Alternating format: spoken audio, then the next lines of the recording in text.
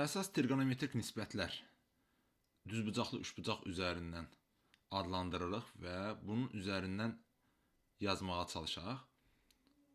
Demək, istənilən bucağın sinus alfası elə bir trigonometrik nisbətdir ki, burada həmin bucağın qarşısındakı tərəfin, yəni bu A tərəfin, tutaq ki, A bucağının qarşısındakı A tərəfinin hipotenuza olan nisbətinə sinus olaraq adlandırırıq. Yəni yazırıq sinus alfa bərabərdir A-nın C-yə nisbətinə. Yəni sinus adlandırdığımız trigonometrik funksiya istənilən bir düzbucaqlı üçbucaqda qarşı katetin, bucağın qarşısındakı olan katetin hipotenuza olan nisbətinə deyirik. Kosinus alfa trigonometrik nisbətində isə bucağa bitişik tərəfin, yəni B tərəfinin hipotenuza olan nisbətinə kosinus adlandırırıq. Yəni B bölünsün C şəklində göstəririk. Bucağın qarşısındakı tərəfin, yəni A tərəfinin bitişik tərəfə nisbətinə isə bucağın tangenti olaraq adlandırırıq. A bölünsün B şəklində. Kotangens alfa isə kotangens alfa artıq 1 bölünsün tangens alfa olaraq qəbul edirik və ona görə də bunu B bölünsün A şəklində göstərə bilirik. Eyni trigonometrik nisbətləri düzbucaqlı üçbucaq üzərində yox, məsələn, hər hansı bir vahid çevrə üzərində də yaza bilərik, görə bilərsiniz. Yəni, burada da yenə eyni analoji qayda ilə bu alfa bucağının qarşısındakı tərəfin nə olduğuna baxsaq, fikir versək görürük ki, bu Y oxunun qarşısıdır, yəni bura Y-dir. Bitişik katet isə X olaraq görürük. Və onda yenə eyni qayda ilə biz bu bucağın sinusunu tapmaq istəsək Y-i, yəni sinus alfanı vahid çevrə üzrə tapmaq istəsək Y-i 1-ə nisbətində və ya eyni zamanda kosinus alfanı X-ın 1-ə nisbətində yaza bilərik.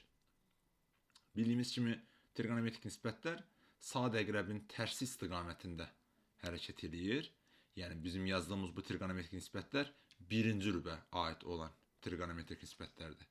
Yəni rüblərimiz birinci rüb, ikinci rüb, üçüncü rüb və dördüncü rüb şəklində qeyd etsək, eyni qayda ilə məsələn ikinci rübün nisbətlərini də yaza bilərik. Bu zaman məsələn bu alfanı tapmaq istəsək, yenə eyni qayda ilə sinus alfanı bərabər edirik X-ın, daha doğrusu Y-in yerə nisbətinə, kosinus alfa bərabər olmuş olur yenə də X-ın yerə nisbətinə və burada artıq bu alfa bir kör bucağı əmələ gətirdiyi üçün və eyni zamanda biz burada artıq X-imizin mənfi olduğunu görürük.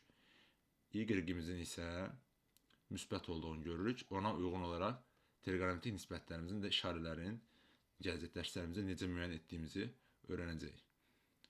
Bundan başqa, məsələn, biz buradan artıq ümumiləşdirib belə bir qaydaya da gələ bilərik. Yəni, bəzi kitablarda bunu da görə bilərsiniz ki, X oxunu kosinus olaraq, Y oxunu isə sinus olaraq adlandırılır. Səbəb də məlumdur. Yəni, biz bayaq dediyimiz kimi, əgər burada bu Y və bu X olduğu üçün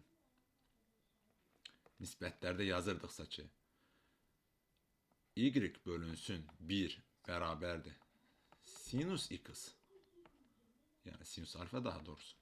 Demək ki, buradan alınır ki, Y-imiz sinus alfaya bərabərdir.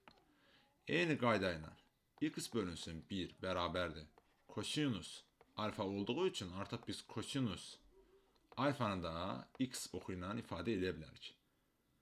Və buradan da bir düzbucaqlı üçbucaq alındığı üçün artıq biz ümumiləşdirib ilk trigonometrik enliyimizi yaza bilərik. Necə? Yəni Pifagor teoreminə görə burada X-in kvadratı üstə gəlsin Y-in kvadratı bərabərdir 1-in kvadratı olmalıdırsa, X-in və Y-in yerinə uyğun qiymətlərini yazsaq, alaraq ki, kosinusun kvadratı alfa, üstə gəlsin sinusun kvadratı alfa bərabərdir 1-ə.